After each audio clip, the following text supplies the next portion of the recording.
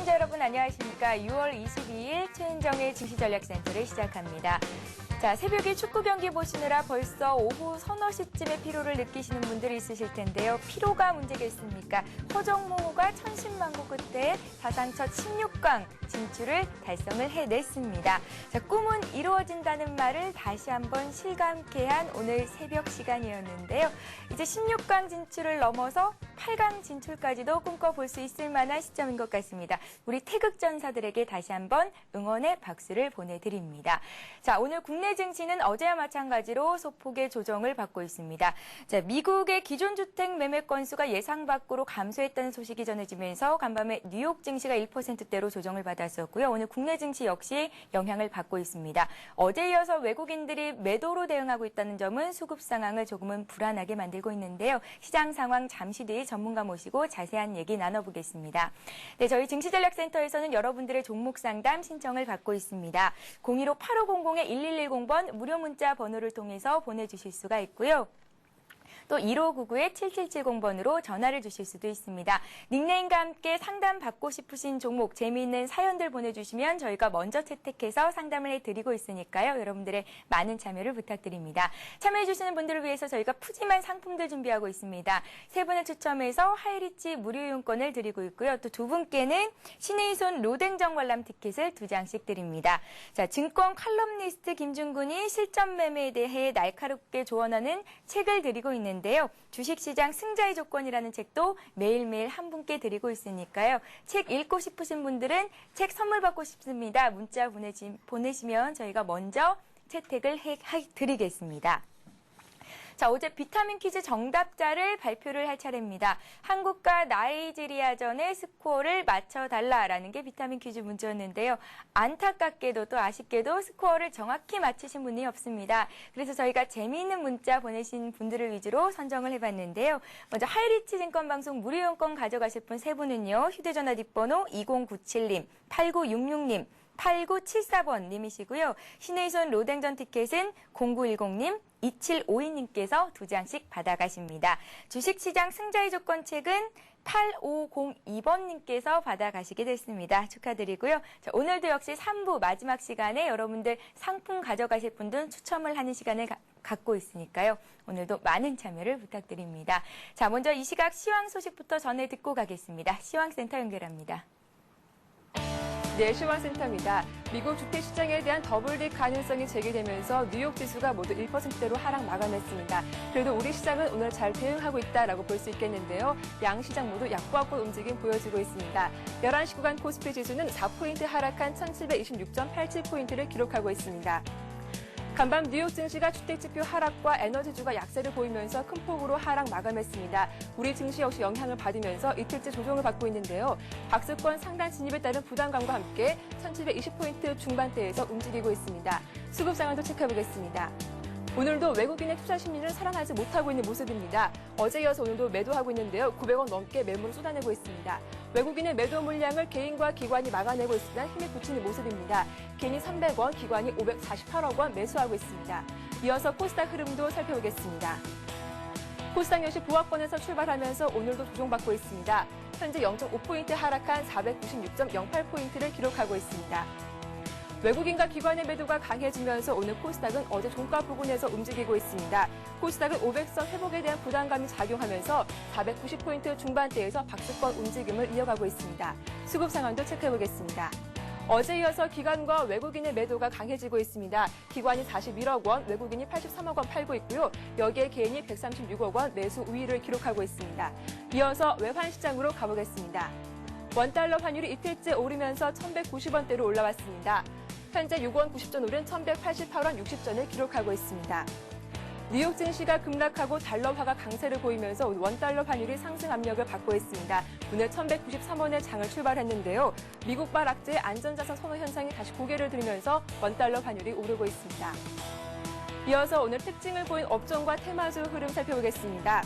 건설사들에 대한 구조 조정이 얼마 남지 않은 상황인데요. 대형 건설사들은 양호한 흐름을 보여주고 있는 반면 중소형 건설사들은 연일 약세를 이어가고 있습니다. 성지건설이 7% 하락하고 있고 남광토공과 벽산건설이 4%대에서 급락하고 있습니다. 두산건설 역시 2% 이상 떨어지고 있습니다.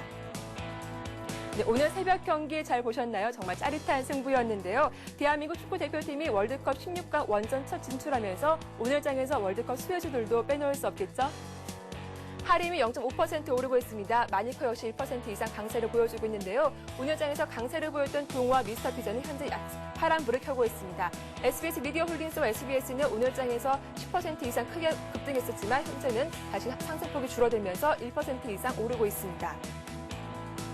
월드컵 수혜주에서 전기차 관련 주들도 살펴보겠습니다. 전기차 제조업체 CMS가 CTNT와의 합병이 금감원으로부터 최종 승인을 받으면서 전기차 관련 주들이 동반 상승하고 있습니다.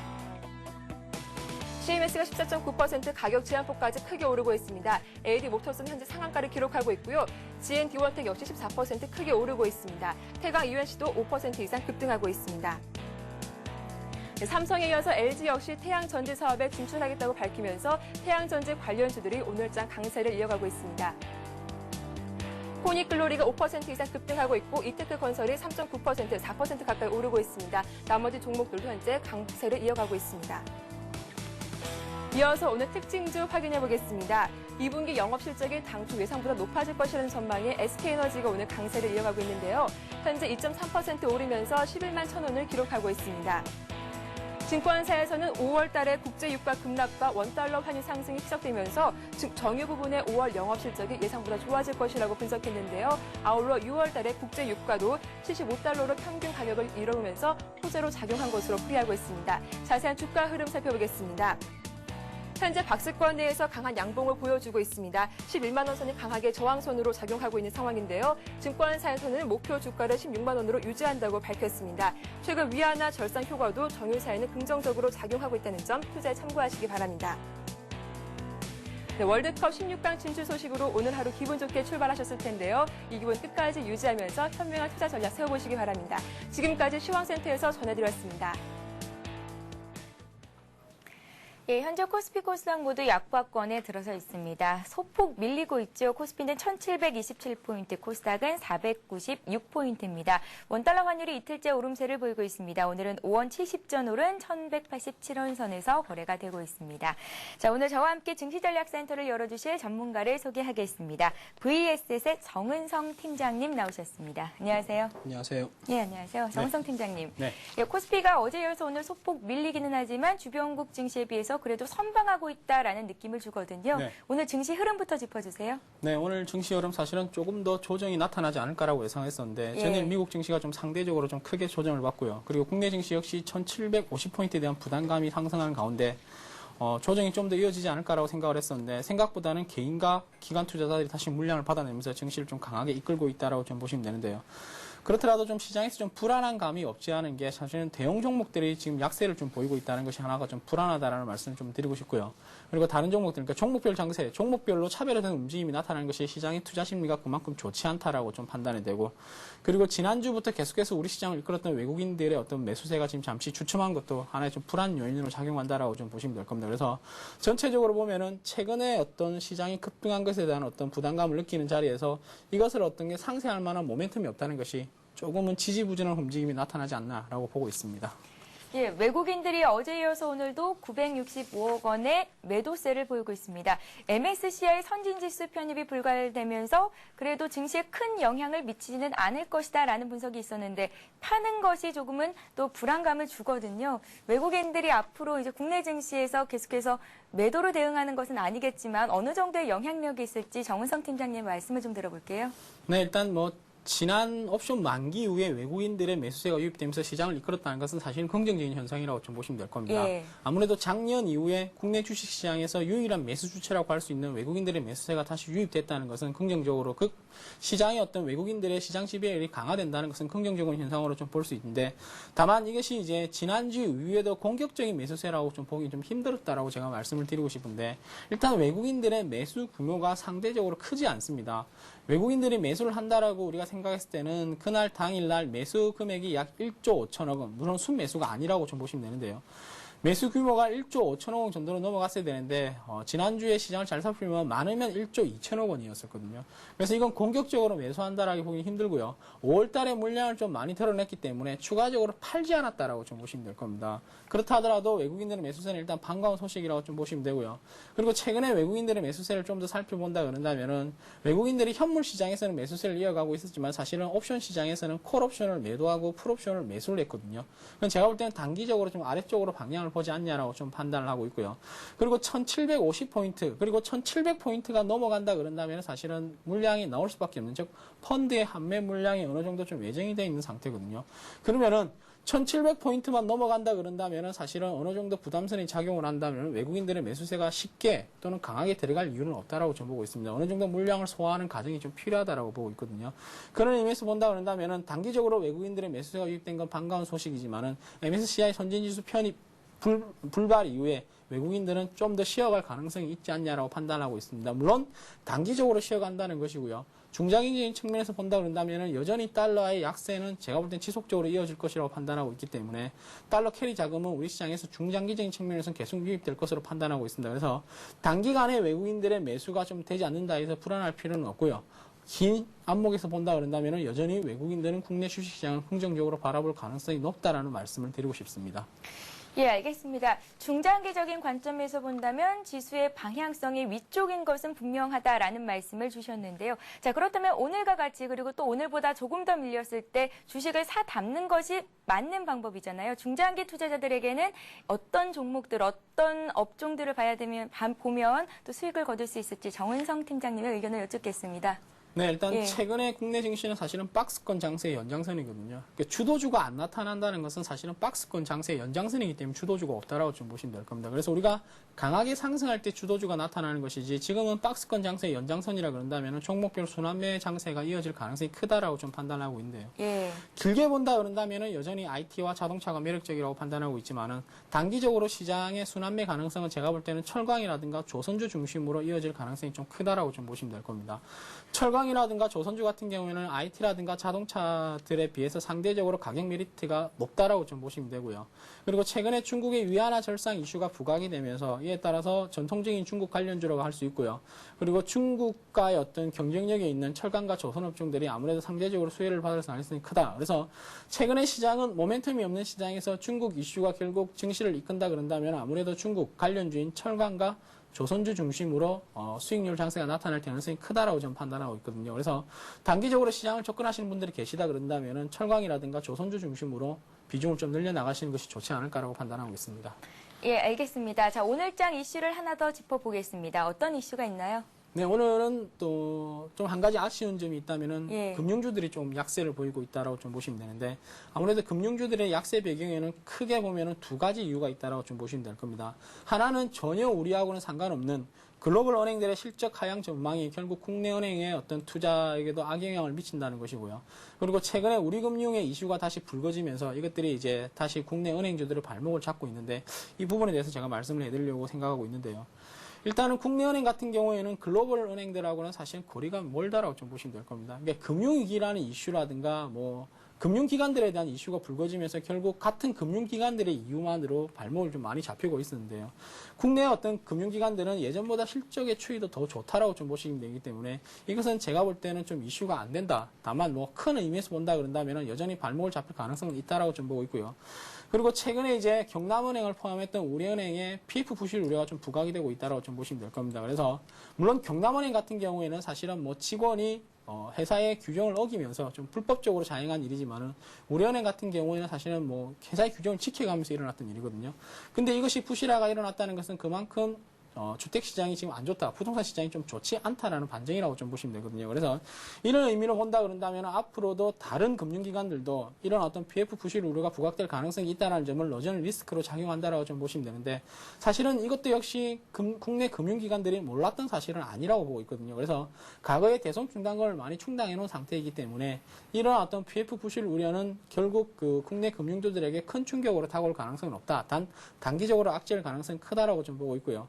그리고 이제 3분기 이후에는 기업들의 구조조정이 단행된다, 완료가 된다라고 본다면은, 은행들 입장에서 본다면 이것이 하나의 불확실성 해소 차원으로 인식될 가능성이 높다는 점을 감안한다 그런다면은 지금의 주가의 어떤 변동성만 거친다 그런다면은 은행주들의 어떤 견조한 실적 상승세가 이어지면서 주가 또한 견조하게 제가 볼 때는 상승할 것이라고 보고 있습니다. 그래서 지금의 어떤 뭐 좀 조정을 이용해서 비중을 계속해서 확대하는 전략이 유효하지 않을까라고 판단을 하고 있습니다.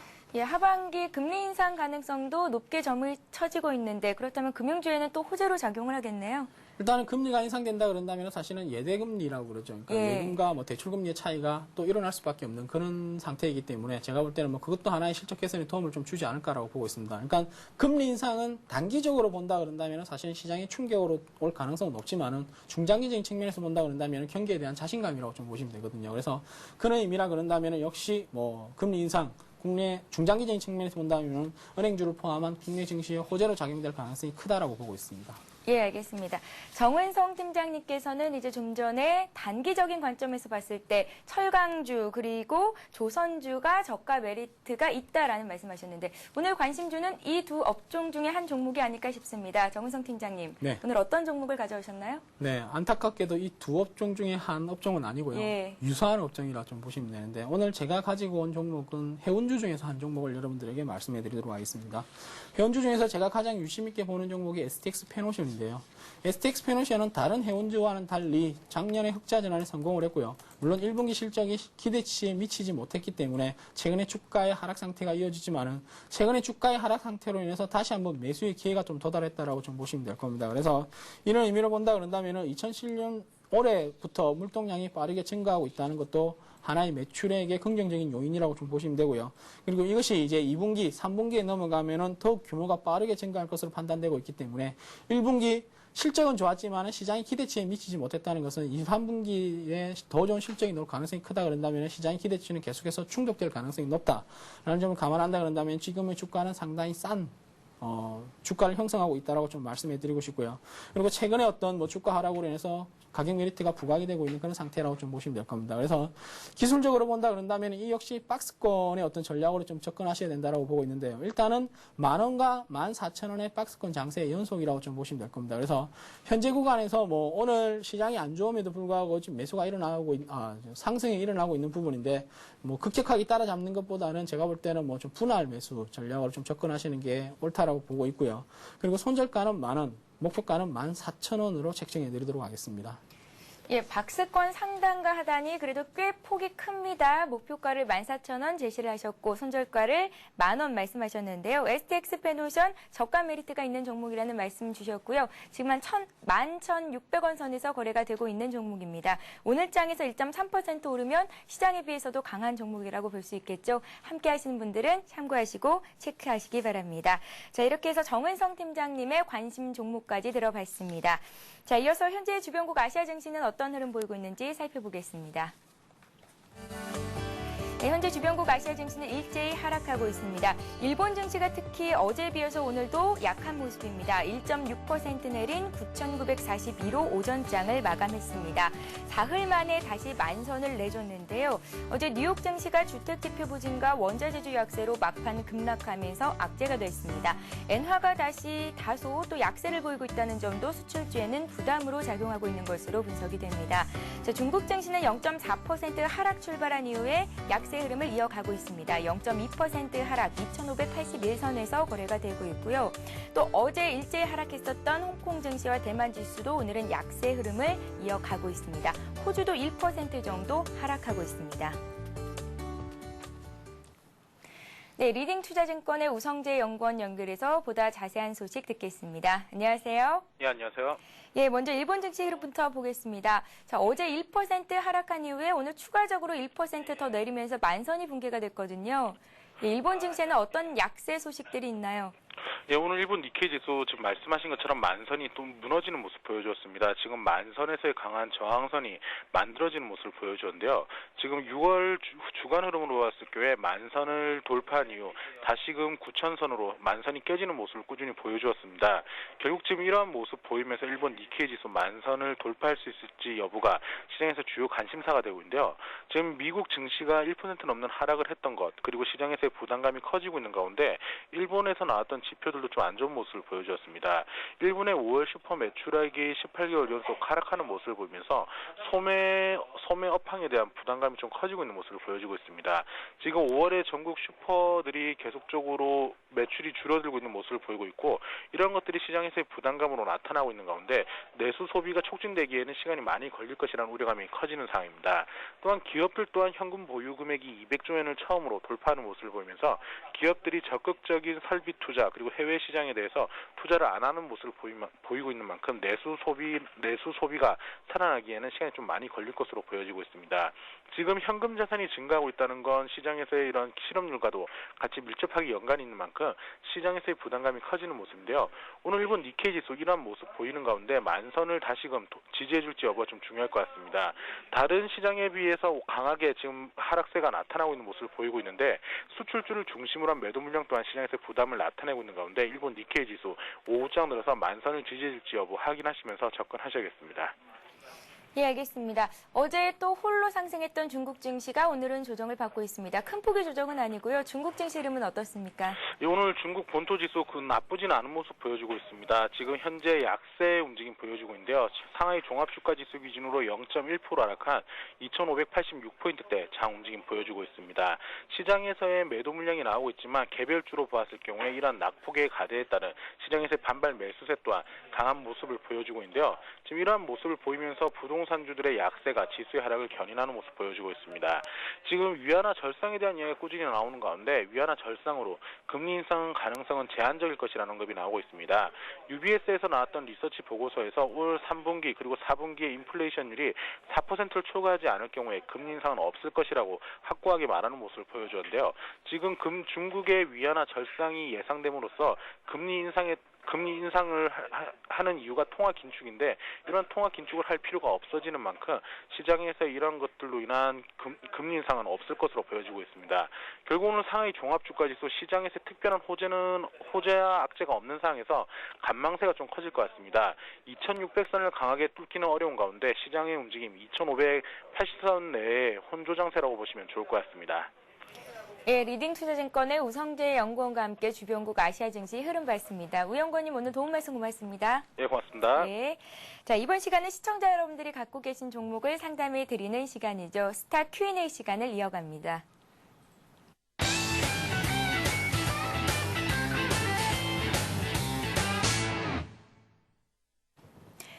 네, 스타 Q&A 시간에는 015-8500-1110번 무료 문자 번호를 통해서 들어온 종목들 상담을 해드리고 있습니다.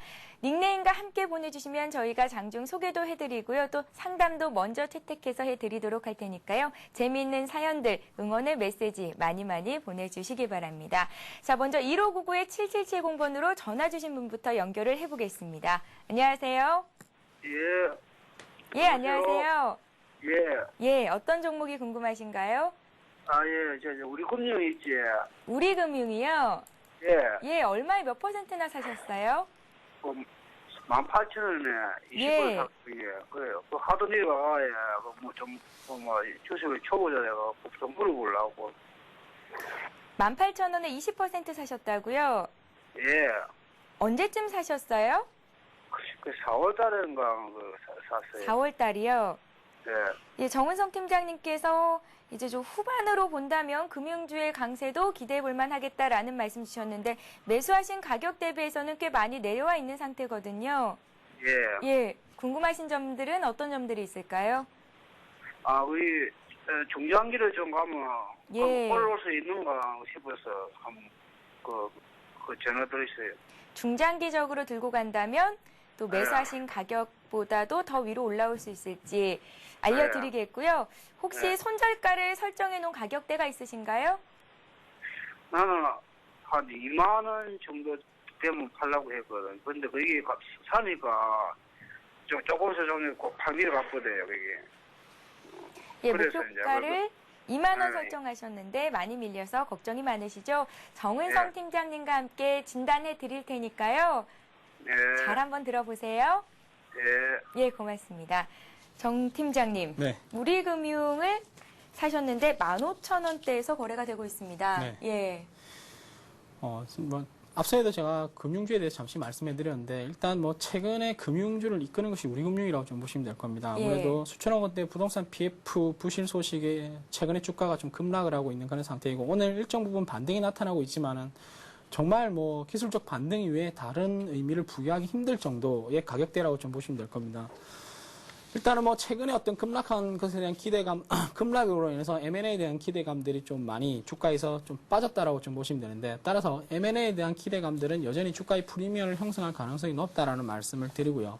그리고 우리금융, 물론 이것이 비단 우리금융만의 문제가 아니라서 뭐 주택시장, 부동산 시장의 침체에 따라서 PF 부실이 일어나는 아직도 좀 있다라고 좀 보시면 되는데 근데 우리금융에서 한 가지 코멘트가 나왔습니다. 과거에 대손 충당금을 많이 설정을 해놓았기에 이것이 큰 어떤 부담감으로 작용할 가능성은 없다. 근데 이제 제가 좀 걱정이 되는 것은 18,000원에 매수하셨다라고 말씀해 드렸는데 18,000원에 도달라 그런다면 사실 시간이 좀 많이 걸릴 거라고 판단하고 있습니다. 그래서 지금 투자자분께서 뭐 중장기적인 측면에서 더 들고 가고 싶다, 수익을 내고 싶다라고 말씀하셨는데 중장기적인 측면에서는 충분히 뭐 18,000원, 20,000원대까지 가능한 가격권대라고 생각을 하고 있습니다. 단지 이 어떤 시간을 뭐 감내내고 이길 수 있냐가 좀 하나의 관건이라고 좀 보시면 될 겁니다. 그래서 추가적인 상승 가능성에 무게중심을 둘 수 있지만은 시간이 좀 오래 걸릴 것이라는 단점이 있다. 그러니까 가격권대가 너무 좀 안타까운 그런 현실이라고 좀 보시면 될 겁니다. 그래서 이건 제가 볼 때는 뭐 본인이 좀 판단을 잘 하셔야겠는데 제가 볼 때는 지금 현재 상승을 한다 그러더라도 17,000원대에 대한 어떤 가격적인 부담감이 있을 거라고 보고 있습니다. 그래서 이 부분만 뭐 넘어간다 그런다면 18,000원 또는 19,000원대까지 가지 않을 거라고 갈 거라고 판단을 하고 있거든요. 그래서 이 부분 때 뭐 시간적인 어떤 고난을 좀 감내해야 되지 않을까라고 판단하고 있습니다. 예, 일단은 시간이 좀 걸리겠어요. 중장기적으로 간다면 18,000원에서 20,000원 선까지 올라올 수 있겠다 하셨으니까요. 잘 한번 참고해 보시고 투자 전략 잘 세워 보시기 바랍니다. 자, 오늘도 많은 분들이 016-8500-1110번 통해서 문자 참여를 하고 계십니다. 자, 16강 진출 너무 기쁩니다. 지구의 평화님 오늘 출첵하셨습니다. 에로티 백큐과 네오증권을 이제 구매 시점과 전망을 부탁드린다고 하셨는데요. 저희가 상담 오늘 시간 되는 대로 해드리겠습니다. 뜨람님께서도 오셨어요. 저 미스코리아 진행하시는 거 보셨다고 했는데 그분들보다 더 아름답게 진행하시면 곤란합니다 하시면서 또 농담이라고 문자를 보내셨습니다. 예, 일단 관심이 있으시다는 거니까요. 고맙습니다. 정 팀장님, 네. 제가 오늘 왜 이렇게 목이 신지 혹시 알고 계세요? 이유가 하나밖에 없을 거라고 판단하는데 아무래도 새벽에 응원을 좀 심하게 하지 않으셨냐라고 판단하는데 예, 사실 제가 목 관리를 열심히 하고 있는데요. 새벽에 일어나서 응원 열심히 하다 보니까 목이 확 쉬더라고요. 정 팀장님 혹시 응원하셨어요? 네, 저는 사실은 조금 자고 있었는데요. 예. 후배가 또 전화가 와서 좀 깼습니다. 깨면서 이제 사실은 뭐 밤이다 보니까 크게 응원을 못 하고요. 예. 그냥 뭐 축구를 시청을 했습니다. 시청하셨죠? 네. 자, 2002 한일 월드컵 이후에서 8년 만에 우리나라가 16강 진출을 하게 됐거든요. 네. 내친 김에 8강까지도 기원을 해볼까요? 자, 앞으로 얼마나 더 올라갈 수 있을지 정 팀장님의 의견을 좀 여쭙겠습니다. 글쎄요, 뭐 냉정하게 본다 그런다면은 뭐 사실은 8강엔 좀 무리가 있다라고 보고 있지만은 예. 그나마 이게 단기전이라는 점을 감안한다 그런다면 충분히 가능하다라고 좀 판단하고 있고요. 그리고 국내 어떤 스포츠 특성상 단기전이 상당히 강하다. 그리고 강팀에 강하다는 것을 반영을 한다 그런다면은 사실은 뭐 8강까지 뭐 기대감이 좀 너무 높다라고 판단하고 있지만 8강까지 노려볼 수 있지 않을까라고 보고 있습니다. 네, 이번에는 주무시지 않고 같이 응원하시겠죠, 정 팀장님? 11시인데요. 네, 꼭 응원을 하도록 하겠습니다. 예, 알겠습니다. 자, 여러분들 문자 참여 많이 해주고 계신데요. 시간 되는 대로 모두 상담을 해드리도록 하겠습니다. 솔라시아를 상담하고 싶으신 분이 계십니다. 6380님도 또 시간 되는 대로 해드리도록 할 테니까요. 끝까지 저희와 함께 해주시기 바랍니다. 자, 이번 종목은 금호전기입니다. 49,000원에 30% 매수하신 분이 계십니다. 손절을 해야 하나요? 기다려야 하나요? 포항에서 진아짱님께서 부탁을 하셨습니다. 상담 부탁드릴게요. 네, 최근에 금호전기의 실적을 본다 그런다면 실적이 상당히 좋다라고 좀 보시면 될 겁니다. 예. 아무래도 국내 TV 업체들의 시장 점유율이 확대되면서 매출액과 영업이 급등을 하는 그런 현상들이 나타나고 있는데 제가 볼 때는 앞으로도 이런 현상들이 나타날 가능성이 크다. 그래서 금융위기 이후에 국내 업체들이 글로벌 시장에서 TV 시장에 선점을 했고요. 최근에 LED라는 어떤 뭐 시장으로 루미 마이크로를 인수하면서 LED 시장으로 진출한 것도 역시 성장성이 부각이 된다라고 좀 보시면 될 겁니다. 그래서 최근에 주가 손절가가 5월달에 급등한 이후에 좀 조정을 받으면서 주가가 좀 많이 하락을 해 있는 그런 상태인데 제가 볼 때는 손절가를 좀 타이트하게 잡는다 그런다면은 뭐 45,000원 그것보다는 제가 볼 때는 뭐 좀 길게 잡으시는 분들이 계신다면은 4만 원대까지는 손절가는 가능하다라고 좀 보고 있고요. 그리고 목표가를 설정해라 그런다면은 57,500원. 그러니까 손절가를 가는 것보다는 목표가를 가길 확률이 높다라고 좀 보고 있습니다. 그래서 예. 성장성이라든가 매출액 증가세를 감안한다 그런다면 충분히 수익 실현할 가능성이 크다라는 말씀을 드립니다. 예, 알겠습니다. 자, 이번에는 해운주 중에 한 종목을 또 받아보겠습니다. 대한해운이 들어와 있는데요. 대한해운을 58,000원에 25% 사신 분이 있습니다. 6844님, 손절가와 목표가를 알려주세요 하셨습니다. 대한해운은 어떤가요? 네, 대한해운 제가 이제 좀 전에 STX 페노션을 말씀해드리면서 예. 해운주 경기는 상당히 좋다라고 말씀해드렸는데 결론적으로 다시 한번 말씀해드리면 해운주는 최악의 국면은 지나갔다라고 좀 보시면 될 겁니다. 원래 우리가 최악의 국면이 지나갔다 그런다면 거기가 주가의 바닥권이고요. 이제 점진적으로 상승한 일만 좀 남아있다라고 좀 보시면 되는데 물론 매수 단가가 좀 많이 애매한 상황이라고 좀 보시면 될 겁니다. 58,000원이라 그런다면 사실은 매수 단가가 낮은 편이 아니고 좀 높은 편이라고 좀 보고 있거든요. 그래서 최근에 3월 달에 고점을 찍고 주가가 쭉 하락을 했기 때문에 제가 볼 때는 뭐 하락보다는 상승 쪽에 좀 무게 중심을 둬야 된다라고 생각을 하고 있고요. 그리고 2분기 이후부터는 해운업의 어떤 뭐 경기는 더 가파르게 상승될 가능성이 높다는 점을 감안한다 그런다면은 여전히 뭐 수익을 실현할 가능성이 좀 높다라는 말씀드리면서 지속적인 보유 전략으로 좀 말씀해드리고 싶습니다. 다만 이 대한해운의 한 가지가 좀 불안한 점이 있다면은 2007년, 8년, 9년 해운업 경기가 침체됨에 따라서 좀 수익을 실현하지 못하고 적자가 계속 지속되다 보니까 재무 구조가 많이 좀 취약해 있는 그런 단점은 좀 있다라고 보시면 될 겁니다. 그래서 이런 리스크를 염두에 두면서 뭐 대응을 할 필요가 있지 않냐라고 보고 있습니다. 대한해운은 목표가를 얼마 정도나 설정해 보면 좋을까요? 일단 목표가 같은 경우에는 뭐 전고점까지는 가능하다라고 보고 있습니다. 예. 65,000원대까지도 목표가를 갈 것이라고 판단하고 있는데 일단 6만 원대 넘어간다 그런다면 조금씩 분할 매도 전략을 좀 추천해드리고 최종적인 목표가는 65,000원을 말씀해드리고 싶고요.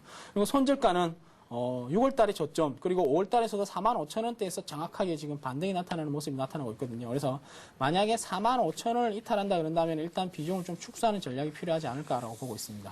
예, 일단은 손절을 하기보다는 조금 더 기다리시면 목표가 도달할 수 있는 종목이다라는 말씀하셨고 해운주 업황 괜찮다고 말씀하셨으니까요. 참고하시기 바랍니다. 자, 다음 종목 상담에 앞서서 오늘 비타민 퀴즈 문제부터 안내를 해드리겠습니다. 네, 오늘의 비타민 퀴즈입니다. 국내 9개 은행들이 제공한 자금 조달 정보를 기초로 하여 산출되는 새로운 주택담보대출 기준금리를 뭐라고 할까요? 라는 게 오늘의 문제입니다. 보기를 드릴게요. 1번 코픽스, 2번 코엑스입니다. 우리 16강 진출했는데 제가 3번 보기를 하나 더 드릴까요? 코플러스. 자, 3번까지 드렸습니다. 정답 아시는 분들은요. 015-8500-1110번 통해서 닉네임과 함께 정답 보내주시면 되는데요. 정답도 보내주시고 상담 받고 싶으신 종목 또 함께 보내주시면 저희가 장중 친절한 상담 받으실 수 있는 기회를 드리겠습니다. 자, 여러분들의 많은 참여를 부탁드립니다. 여러분들을 위해서 푸짐한 상품들 준비되고 있는 거 알고 계시죠? 자, 이번에는 다음 종목을 받아보겠습니다. 네오엠텔을 보겠습니다. 6,000원에 10% 사신 분이 계십니다. 9987님이신데요.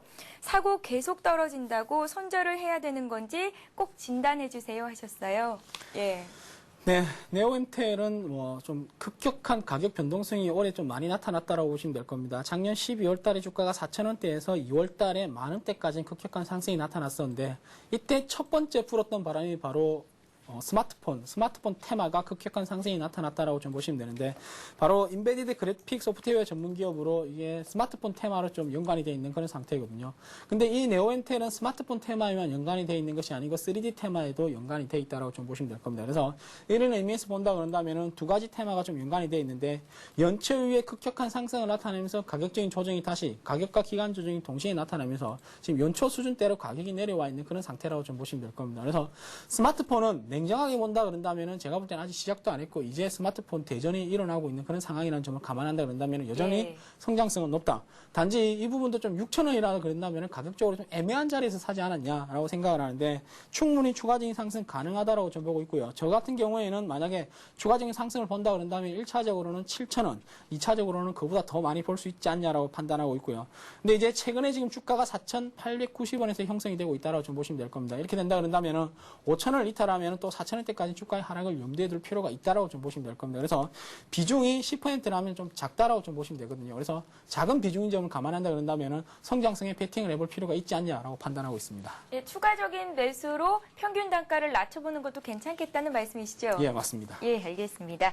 네오엠텔 살펴봤고요. 자, 이번에는 톱필드를 보겠습니다. 톱필드를 보내주신 분은 2410님인데요. 3,150원에 30%를 샀는데 오르지가 않습니다. 상담 부탁드려요 하셨습니다. 톱필드는 어떤가요? 이렇게 종목 상담하다 보면 사실은 좋은 종목임에도 불구하고 여전히 좀 안 좋은 주가의 움직임을 나타내는 가능성이 높은 종목들이 많은데요. 예. 토필드 같은 경우에도 매출액이 감소되고 이에 따라서 판매비와 관리비가 증가하면서 다시 적자 전환, 올해 적자 전환이 나타나면서 다시 주가가 큰 폭으로 좀 하락을 했던 그런 모습들이 나타나고 있는데 일단은 토필드는 전방산업이라고 할 수 있는 아날로그 TV가 이제는 디지털 TV로 바뀌면서 이 셋톱박스 관련주라고 좀 보시면 되는데 주요 국가들의 방송 전환이 2011년도부터 2012년도에 대규모로 예정이 되어 있는 그런 상태라고 본다 그런다면은 셋톱박스의 수요는 견조하게 일어날 가능성이 크다. 그래서 앞으로는 제가 볼 때는 지금은 주가의 바닥권이라고 좀 높다라고 주가의 바닥권이 형성될 가능성이 높다라는 점을 감안한다 그런다면은 좀 가지고 계시라는 말씀을 드리고 싶은데 사실은 소형주임에도 불구하고 이 정도면 비중이 좀 많다라고 좀 보시면 될 겁니다. 그래서 기술적으로 본다 그런다면은 제가 볼 때는 뭐 3,000원 선에서 한바탕에 어떤 뭐 등락폭이 일어나지 않을까라고 판단하고 있기 때문에 3,000원에서 3,150원 매수 단가가 3,150원이면은 제가 볼 때는 일정 부분 손실을 감소하더라도요. 3,000원대에서 비중을 조금 줄이시는 것이 좋지 않을까라고 보고 있고요. 만약에 3,000원을 상향 돌파한다 그런다면은 이제는 4,000원대까지 좀 노려볼 수 있지 않을까라고 좀 보고 있습니다. 그래서 일단은 기술적인 저항권대라고 할 수 있는 3,000원까지 상승한다 그런다면은 일부 비중을 좀 축소하는 전략으로 좀 가져갔으면 좋겠습니다. 예.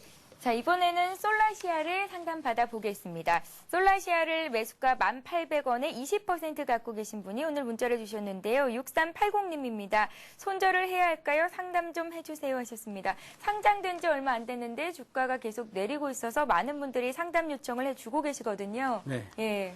이 솔라시아 같은 경우에는 뭐 올해 6월 10일 날 상장이 됐다라고 좀 보시면 되는데 뭐 이제 겨우 10거래일 일수가 좀 지났다라고 좀 보시면 되는데 업체가 유심카드라고 보시면 될 겁니다. 유심카드라는 것은 다들 아시겠지만은 뭐 3D 통신망에서 사용자의 정보를 저장해서 이것으로 이제 뭐 전자상거래 등을 할 수 있는 그것이 바로 유심카드라고 좀 보시면 되는데 이 유심카드에서 시장 점유율 1위 업체라고 좀 보시면 되는데 이것이 지금 상장될 때는 제가 볼 때 좀 문제가 좀 있다라고 좀 보시면 될 겁니다. 상장가가 형성된 게 10,000원이었었는데 공모가의 약 2배였다고 보시면 되거든요. 그래서 과도한 주가 수준에서 형성된 이후에 일부 차익 실현이 나타나고 이후에 다시 기대감만으로 주가가 상승한 이후에 다시 하락을 하고 있다고 좀 보시면 되는데 18,000원이면은 여전히 가격권대 부담스럽다라고 좀 보시면 될 겁니다. 그래서 10,000원대가 넘어간다 그런다면은 사실은 뭐 추가적인 상승으로는 무게중심을 둘 수가 없기 때문에 지금 현재 오늘 뭐 단기적인 어떤 뭐 반란 수요가 나타나면서 7%가량 상승을 하고 있는 그런 모습들이 나타나고 있는데요. 추가적으로 상승한다 그런다면은 비중 축소 쪽으로 가야 되지 않냐라고 판단하고 있습니다. 그래서 시초가가 너무 높게 형성된 것에 대한 어떤 부담감들이 지금 시장에 나타나고 있고요. 1,800원대까지 가기에는 아무래도 가격적인 부담감이 많지 않냐라고 판단하고 있기 때문에 오늘 여기서 추가적인 상승 때 뭐 9,000원대가 넘어간다 그런다면은 아쉽지만은 비중을 조금씩 줄여나가는 전략을 좀 추천해드리고 싶습니다. 예, 정 팀장님. 네. 공모가가 부풀려져서 산정이 되는 경우가 참 많거든요. 네. 이런 경우에는 투자자 여러분들이 어떤 점들을 좀 체크를 해봐야 되는 건지 노하우를 좀 알려주세요. 글쎄요, 이제 뭐 전방산업에 대한 기대감이 과도하게 높다 그런다면 예. 사실은 뭐 높게 형성이 된다 그러더라도 조금 많이 주가가 올라갈 가능성이 크지만은 이 전방산업에 대한 어떤 수요를 좀 참작을 하셔야 되고요. 그리고 이것이 시장 상황하고 좀 맞물려 있다라고 좀 보시면 되는데 시장이 좋을 때야 뭐 높게 상승된다 그런다면은 좀 뭐 상관이 없지만은 지금 이제 시장의 분위기가 좀 안 좋다 보니까 이제 다시 금 하락을 하고 있는 그런 상태가 좀 나타나고 있다라고 좀 보시면 될 겁니다. 그래서 이런 부분들을 하셨을 때는 과거의 어떤 주가의 형성 수준이 어느 정도인가를 보시고요. 그리고 동종업계라고 할 수 있는 경쟁사라고 할 수 있는 경쟁사 주가가 어느 수준에서 형성이 되고 있는가도 확인을 하시라고 좀 말씀해 드리고 싶습니다. 그래서 그런 의미에서 본다 그런다면은 뭐 공모가 대비 너무 과도하게 좀 부풀려져서 상승이 된다 그런다면 그것을 이용해서 물량을 좀 털어내는 전략으로 가야 되거든요. 그래서 공모 당일 6월 일요일 날 상장 당일 날 본다 그런다면은 과도하게 높게 책정이 되면서 외국인들과 기관 투자자들의 차익 실현이 강하게 나타났었거든요. 그러면 이때는 제가 볼 때는 같이 좀 차익 실현을 했어야 되지 않냐라는 좀 아쉬움이 있다고 보시면 될 겁니다. 예, 알겠습니다. 이렇게 해서 VSS의 정은성 팀장님과 함께 오늘 1부 순서를 여기서 마치겠습니다. 오늘 도움 말씀 고맙습니다. 감사합니다. 예. 네, 궁금하신 종목과 남기고 싶으신 말씀들 015-8500-1110번 통해서 보내주실 수가 있습니다. 여러분들의 많은 참여를 기다리고 있겠고요. 또 종목 상담 2부에 이어서 3부에서도 예정이 돼 있으니까요. 문자 많이 보내시기 바랍니다. 저희는 잠시 뒤 2부에서 뵙겠습니다.